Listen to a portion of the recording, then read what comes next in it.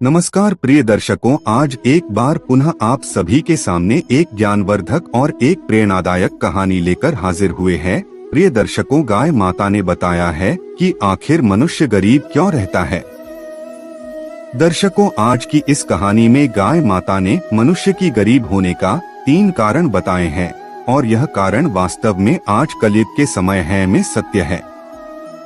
तो प्रिय दर्शकों, आज की ये कहानी बड़ी ही ज्ञानवर्धक और बड़ी ही प्रेरणादायक है। इसलिए आप सभी दर्शकों से यह गुजारिश है कि आज की इस कहानी को पूरा जरूर सुनिएगा। प्रिय दर्शकों, आज की इस कहानी को सुनने के बाद में कोई भी मनुष्य कभी गरीब नहीं रहेगा, परंतु दर्शकों, उससे पहले आप लोगों को इस कहानी को पूरा अवश्य सुनना चाहिए। प्रिय दर्शकों, यह कहा जाता है कि गाय को मनुष्य के कल्याण के लिए माना गया है। दोस्तों, कहा गया है कि जब देवता और असुरों के बीच में समुद्र मंथन किया गया था तो उस समय कई रत्न उत्पन्न हुए थे और उन्हीं में से एक रत्न गाय माता भी बताई जाती है। प्रिय दर्शकों, कहा जाता है कि गाय माता को 33 कोटि देवी देवताओं का आशीर्वाद प्राप्त है और यह माना गया है समुद्र मंथन से उत्पन्न गाय माता को मनुष्य के कल्याण के लिए कलयुग में भेजा गया है। प्रिय दर्शकों, इसी प्रकार आज की इस कहानी में गाय माता ने 3 बातें बताई है और वास्तव में यह 3 बातें मनुष्य के कल्याण हेतु ही बताई गई है। इसलिए आज की इस कहानी में गाय माता की द्वारा बताई गई इन 3 बातों को सुनने के लिए आप सभी दर्शक आज की इस कहानी को पूरा जरूर सुनिएगा। तो दर्शकों, आज की यह कहानी गाय माता की कहानी है और इस कहानी को आप सभी पूरा सुनिएगा। परंतु उससे पहले अगर आप इस चैनल पर पहली बार आए हैं तो चैनल को सब्सक्राइब जरूर कर दीजिएगा, साथ ही बेल आइकन को प्रेस जरूर कर दीजिएगा ताकि हमारी आने वाली हर वीडियो का नोटिफिकेशन आप सभी को समय समय पर प्राप्त हो सके। और अगर हो सके तो आज की इस ज्ञानवर्धक और प्रेरणादायक गाय माता की ज्ञानवर्धक कहानी को अपने मित्र बंधुओं को अवश्य शेयर कीजिएगा ताकि उन्हें भी इस ज्ञानवर्धक और प्रेरणादायक कहानी का लाभ प्राप्त हो सके। तो प्रिय मित्रों, आइए आप सभी का ज्यादा समय विलंब न करते हुए आज के इस कहानी को शुरू करते हैं। तो प्रिय दर्शकों, प्राचीन समय की बात है। एक छोटी सी नगर में एक किसान अपनी पत्नी के साथ रहा करता था। किसान के घर की स्थिति बहुत खराब थी, किसान बहुत गरीब। प्रिय दर्शकों, किसान की पत्नी के एक छोटे नवजात शिशु की प्राप्ति हुई थी, एक पुत्र की प्राप्ति हुई थी। और जिस समय किसान को पुत्र की प्राप्ति होती है तो किसान बहुत प्रसन्न होता है, बहुत खुश होते हैं और उनके घर में पुत्र प्राप्ति होने की वजह से खुशहाली आ जाती है। परंतु प्रिय दर्शकों, जब किसान का वह छोटा सा नवजात शिशु धीरे धीरे बड़ा होता जाता है तो उसे दूध की अधिक आवश्यकता होती है और किसान के घर में ऐसा कोई पशु दूसरे दिन सुबह के समय ही अपने घर से उस नगर से मिलो दूर उस वन की ओर जाने लगता है और चलते चलते उसे शाम तो हो जाती है मगर वह किसान उस ऋषि के पास जाकर पहुंच जाता है और ऋषि मुनि के पास जाकर वह किसान उन्हें प्रणाम करता है और प्रणाम करने के बाद में किसान ऋषि से कहता है कि हे ऋषि, मैं इस वन से मिलो दूर एक नगर से आया हूँ और मैं अपने पुत्र के लिए एक गाय लेने के लिए आया हूँ, क्योंकि मेरा जो पुत्र है वह अभी बहुत छोटा है और उसे दूध की बहुत आवश्यकता है। इसलिए मैं आपके पास इस गाय को लेने के लिए आया हूँ और मैं आपसे निवेदन करता हूँ कि कृपा करके आप मुझे इस गाय को दे दे, जिससे मैं इस गाय को अपने घर ले जाकर अपने पुत्र की दूध की भूख को शांत कर सकूं। प्रिय दर्शकों, उसके बाद में किसान उस ऋषि से कहता है कि हे ऋषि महाराज, आप जो भी चाहोगे, जितनी भी चाहोगे उतनी मुद्रा मैं आपको दे दूंगा, परंतु इस गाय को आप मुझे दे दीजिए। प्रिय दर्शकों, उसके बाद में वह ऋषि उस किसान की बात को सुनकर हंसने लगते हैं और कहते हैं कि प्रिय बालक, खैर अगर तुम्हारी पुत्र के दूध की भूख है तो तुम अपने पुत्र के लिए इस गाय को निशुल्क ले जा सकते हो, परंतु मैं इस गाय को तुम्हें देने के एक भी पैसा नहीं लूंगा, क्योंकि मैं एक ऋषि हूँ और ऋषि को और साधु को और वनवास काटने वाले इंसान को धन की कोई आवश्यकता नहीं होती है। इसलिए तुम इस गाय को निशुल्क ही ले जा सकते हो।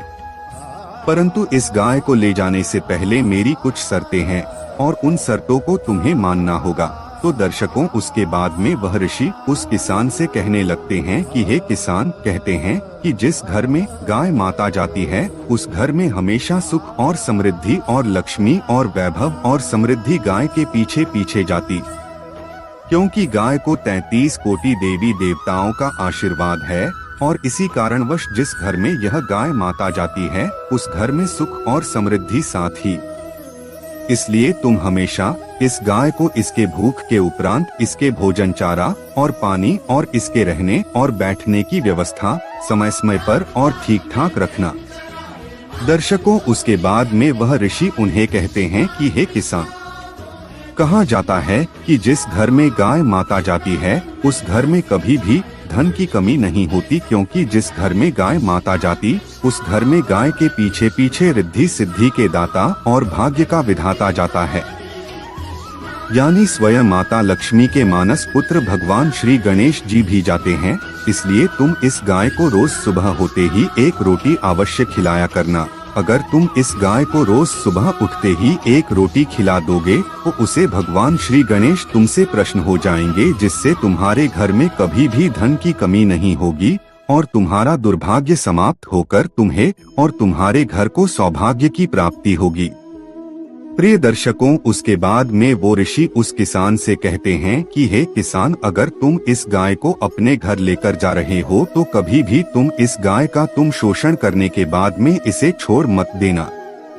कहीं तुम इस गाय को अपने घर ले जाने के बाद भी और इसका फायदा उठाने के बाद में, यानी कि जबकि दूध दे और जिस दिन दूध देना बंद कर दे तो उस दिन किसे छोड़ मत देना। अगर तुम ऐसे करते हो तो उसी दिन से तुम्हारी बुरे समय की ताली बज जाएगी। प्रिय दर्शकों, यह बात कहकर वह उस किसान को जाने के लिए कहता है और फिर वह किसान अपने पुत्र के लिए उस गाय को लेकर अपने नगर की ओर आने लगता है। और फिर वह किसान जैसे ही अपने घर आकर पहुंचता है तो वह किसान उस गाय माता को हरा चारा खिलाने लगता है और उसे एक अच्छी और स्वस्थ जगह पर और एक पानी के स्थान पर बांध देता है। प्रिय दर्शकों, उसके बाद में वह किसान उस गाय की खूब देखभाल करता है और वह गाय उस किसान को दूध देने लगती है और वह किसान उस गाय के द्वारा दिए गए उस दूध को अपने बेटे को पिलाकर अपने बेटे की भूख शांत करता है। प्रिय दर्शकों, जिस दिन से वह किसान उस गाय को अपने घर में रखने लगता है और उसकी देखभाल करने लगता है, उस दिन के बाद से उस किसान के अच्छे दिन आने लगते हैं और वह किसान देखते ही देखते पूरे ही गांव में धनवान होने लगता है और पूरे नगर में बहुत अच्छा एक घर बना लेता है। दर्शकों, जिस दिन वह किसान अपने किसी कार्य को लेकर अपने घर से बाहर जाता तो वह अपनी पत्नी से इस बात को बोलकर जाता कि गाय माता को किसी चीज की कमी नहीं होनी चाहिए। दर्शकों, इस तरह वह किसान गाय माता की खूब देखभाल करता और गाय माता उस किसान को जागृत रूप से परिचय देती रही। परंतु दर्शकों, फिर एक दिन की बात है, वह गाय दूध नहीं देती है। जिस दिन वह गाय दूध नहीं देती है तो वह किसान कुछ नहीं सोचता है और सोचने लगता है कि हो सकता है कि कोई भी कारणवश गाय ने आज दूध नहीं दिया। परंतु प्रिय दर्शकों, फिर जैसे ही दूसरा दिन आता है तो उस दिन भी गाय दूध नहीं देती है और देखते ही देखते गाय बिल्कुल ही दूध देना बंद कर देती है। दर्शकों, फिर जैसे ही गाय दूध देना बंद कर देती है तो वह किसान उस गाय को धीरे धीरे गाय की ओर से लगाव कम करने लगता है और गाय के पास जाना तक छोड़ देता है और ना ही गाय को सुबह सुबह रोटी खिलाता है बल्कि स्वयं खाना खा लेता है, परंतु गाय को चारा तक नहीं खिलाता है। प्रिय दर्शकों, उसके बाद में जब गाय माता को समय समय पर भोजन नहीं मिलता है तो गाय माता बहुत ज्यादा कमजोर हो जाती हैं और फिर एक दिन वो सेठ गाय माता के पास आता है। वह किसान गाय माता के पास आता है और गाय माता को देखकर बहुत क्रोधित होता है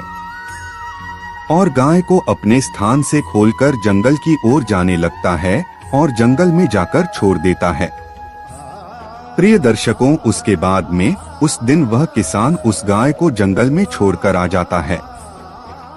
और फिर जैसे ही घर आता है, दोस्त किसान का जो पुत्र था, जैसे ही किसान आकर देखता है तो किसान का पुत्र बीमार हो जाता है। प्रिय दर्शकों, जैसे ही किसान का पुत्र बीमार होता है, उस समय किसान के पास बहुत धन होता है। तो उस समय किसान अपने पुत्र को एक अच्छे वैद्य के पास लेकर जाता है और वैद्य के पास ले जाकर वैद्य से कहता है कि हे वैद्य महाराज, मेरे पुत्र का स्वास्थ्य बहुत खराब हो चुका है। आप चाहो जितना धन ले लेना, मगर मेरे पुत्र को कुछ भी नहीं होना चाहिए।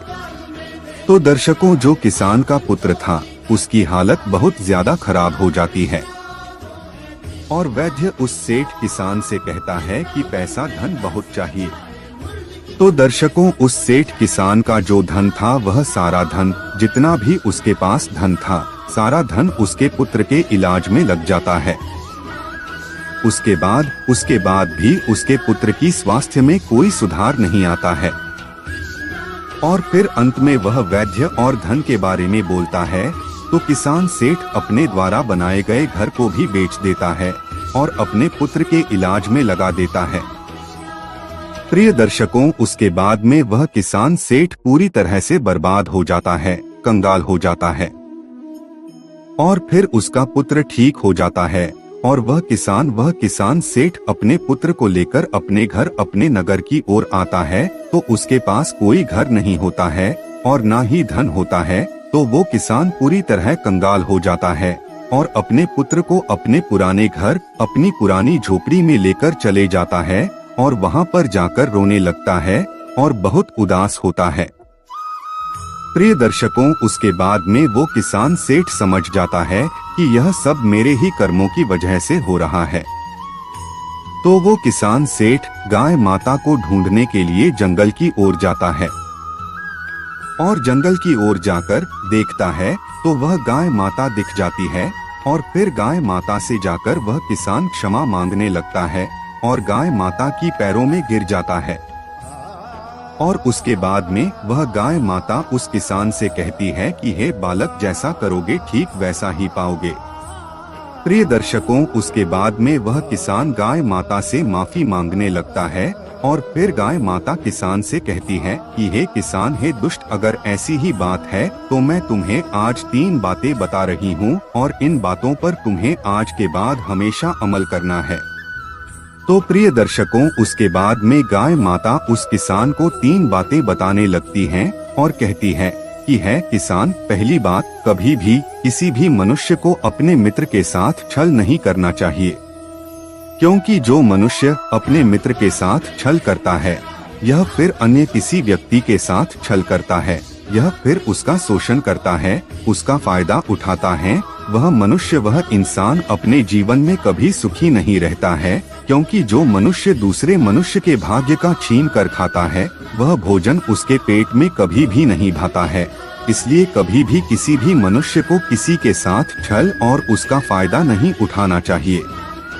प्रिय दर्शकों, उसके बाद में गाय माता दूसरी बात बताने लगती है कि कभी भी हमें अपने समय पर, अपने धन पर और अपने मन पर, अपने इच्छाओं को हावी नहीं होने देना चाहिए, क्योंकि जो मनुष्य अपने समय पर और अपने धन पर और अपने आप पर गर्व करता है, वह मनुष्य अपने जीवन में कहीं न कहीं अवश्य ही ठुकरता है। क्योंकि प्रिय दर्शकों, हर मनुष्य का समय एक जैसा नहीं होता है, क्योंकि कभी देखा जाए तो हमेशा कभी भी देख लेना, जो पहाड़ों में और जंगलों में पत्ता होता है, वह पत्ता कभी पत्थर के ऊपर होता है तो कभी पत्थर पत्ते के ऊपर होता है।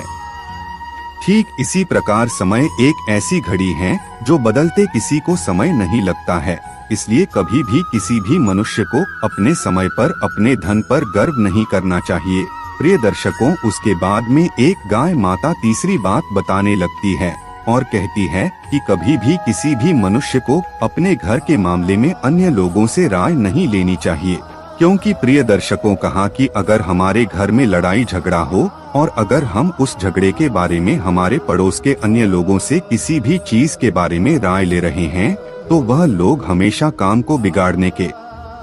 बारे में ही सोचते हैं। इसलिए कभी भी अपने किसी कार्य के लिए अन्य लोगों से नहीं पूछना चाहिए और साथ ही अपने घर की बातों को अन्य लोगों को नहीं बताना चाहिए। प्रिय दर्शकों, ये 3 बातें गाय माता उस किसान को बताती और किसान फिर से उसी समय गाय माता को अपने घर की ओर फिर से ले जाता है और ले जाने के बाद में गाय माता की सेवा करता है और गाय माता की द्वारा बताई गई उन 3 बातों पर अमल करता है और प्रदर्शन को देखते ही देखते वह किसान फिर से अमीर होने लगता है और उसका अच्छा समय आने लगता है। मित्रों, उम्मीद करते हैं आपको इस ज्ञानवर्धक कहानी से बहुत अच्छी सीख मिली होगी। आप सभी इस चैनल को सब्सक्राइब जरूर करें, साथ ही वीडियो को लाइक कर ले और अपने दोस्तों तक इस ज्ञानवर्धक कहानी को शेयर जरूर करें, क्योंकि खुशियां और ज्ञान बांटने से ही बढ़ता है। मिलते हैं किसी नई वीडियो में नई कहानी के साथ, तब तक के लिए नमस्कार।